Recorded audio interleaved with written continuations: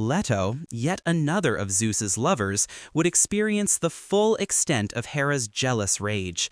After finding out Leto had laid with Zeus and fallen pregnant with twins, Hera would send the great serpent Python to torment her, forcing Leto to flee across Greece in a desperate search to find refuge and a place to give birth to her children. But Hera would forbid any city from providing her with shelter, with Leto traveling from Athens to Crete, from Lemnos to Samos, with none willing to take her in for fear of upsetting the queen of the gods. Only the island of Delos was willing to offer Leto refuge, but she was still unable to deliver her children, as Hera, still scheming against her, had trapped Eileithyia, the goddess of childbirth, on Mount Olympus, preventing any births from taking place. After 9 days and nights of agonizing labor, the other goddesses would take pity on Leto, retrieving Eileithyia from Olympus and finally allowing her to give birth. Leto would name one child Apollo and the other Artemis, the god of archery and goddess of the hunt, who would grow up to become fully fledged gods of Olympus. Niobe. Upon the birth of the twins, towns and cities across the known world would arrange great parties in their honor, with the city of Thebes hosting the greatest celebrations of all. Yet of all the city's inhabitants, one would not take part in the festivities, Queen Niobe, whose beauty was matched only by her arrogance. Boasting to all who would listen, Niobe mocked Leto for having just 2 children, arguing that as she had many more, 7 sons and 7 daughters, she should receive the honors instead. Upon hearing the insult, Leto was furious that a mortal queen would dare to disrespect her, and so sent Apollo and Artemis to the city of Thebes to enact her revenge. Raining down arrows from above, Apollo would kill each of her sons, and Artemis every daughter, with Niobe left alone in despair. Distraught at the loss of her children, Niobe would flee to her homeland of Sipylus, crying uncontrollably and begging the gods to put an end to her pain. Taking pity on the queen, Zeus would transform her into a great stone, forever ending her suffering. Located in western Turkey and known as the Weeping Rock, Niobe can still be seen grieving to this day, with tears flooding from her eyes wherever it rains, as the water flows through the porous rock. Apollo. Apollo, the youngest twin, was the god of archery, light, and music. He was also closely linked with prophecy, with him traveling to Mount Parnassus, where the great snake Python, which had chased his mother across the land, had made its home. Taking his revenge, he would slay the beast with countless shots from his golden bow, constructing a great temple where its body fell, a site that would become the home of the famous Oracle of Delphi. The Oracle of Delphi. Known as the Pythia, the oracle would become one of the most influential figures in ancient Greece, where anyone from great kings to common farmers went for advice. Said to be the mouthpiece of Apollo, she would inhale the vapors rising from her chamber and go into a frenzied state, delivering the god's prophecies through her psychotic and demented chanting. Daphne. Following his great victory over Python, a beast he had killed with over 1,000 arrows, Apollo was filled with pride, declaring himself the greatest archer to have ever lived.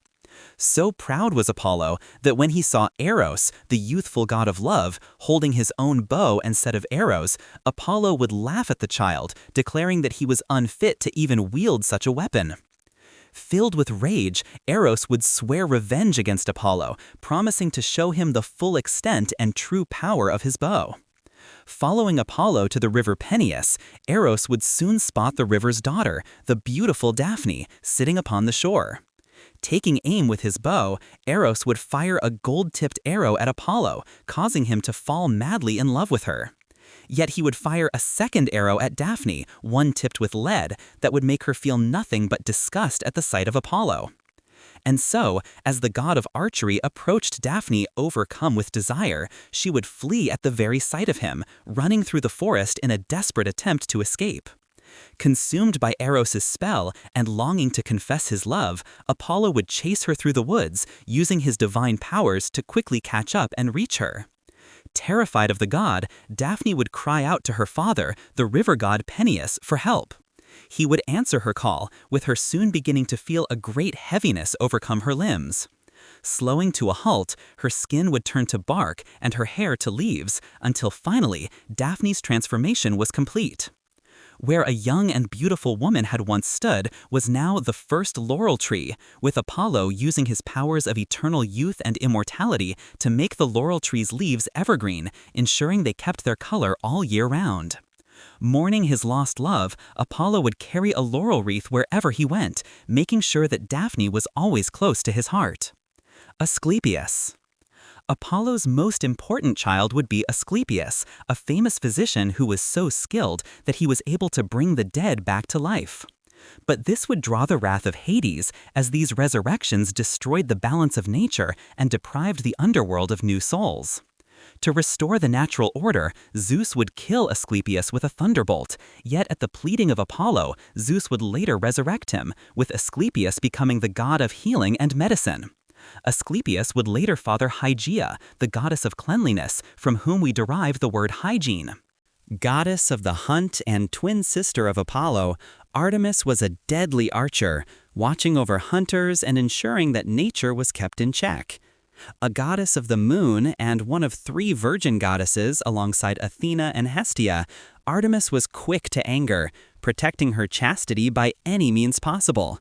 When the hunter Actaeon, a grandson of Cadmus, accidentally stumbled upon her as she lay bathing in the forest, the goddess was quick to punish him. Turning Actaeon into a deer, she would set his 50 hunting dogs upon him, with the hunter suffering a horrific and painful death for his mistake.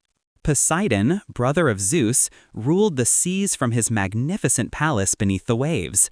Known as the Earth Shaker, Poseidon would create all earthquakes, traveling across the oceans in his golden chariot, with him stirring and calming the waters with his famous trident. One of his harshest punishments would be inflicted upon Minos, the king of Crete. After Minos refused to sacrifice his best bull to Poseidon, the god would curse Minos' wife to fall in love with the beast, which eventually led to the birth of the half-man, half-bull creature known as the Minotaur. But while he usually kept to his own domain in the seas, Poseidon would grow tired of Zeus's rule on Olympus. Alongside Athena, Hera, and Apollo, Poseidon would attempt to dethrone Zeus, but the rebellion would ultimately fail. Zeus would punish Poseidon and Apollo by sending them to serve King Laomedon of Troy, where they would spend an entire year building the city's giant and famous walls that would later have to withstand the force of Greece's mightiest armies during the Trojan War.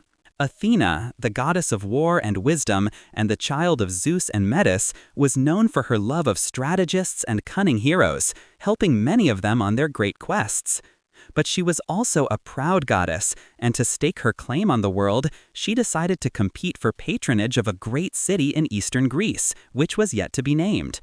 Competing against her uncle Poseidon, the two would attempt to give the city the best gift. Poseidon would strike the ground with his trident, making a stream of water rise up for all to see. But as the water was salty, it could not be used to tend the land, leaving the city's inhabitants unimpressed. But Athena, wanting to give the city something they had never seen before, would place the palm of her hand on the earth with the first olive tree emerging. Not only would it feed the people of the land, but it would also have many uses, with the oil it produced used in cooking, medicine, perfume, candles, and athletics, bringing numerous benefits to the ancient world. With Poseidon hanging his head in shame, the gods would deem Athena victorious, with the city taking her name and becoming known as Athens, the capital of Greece and one of the most important cities of its era.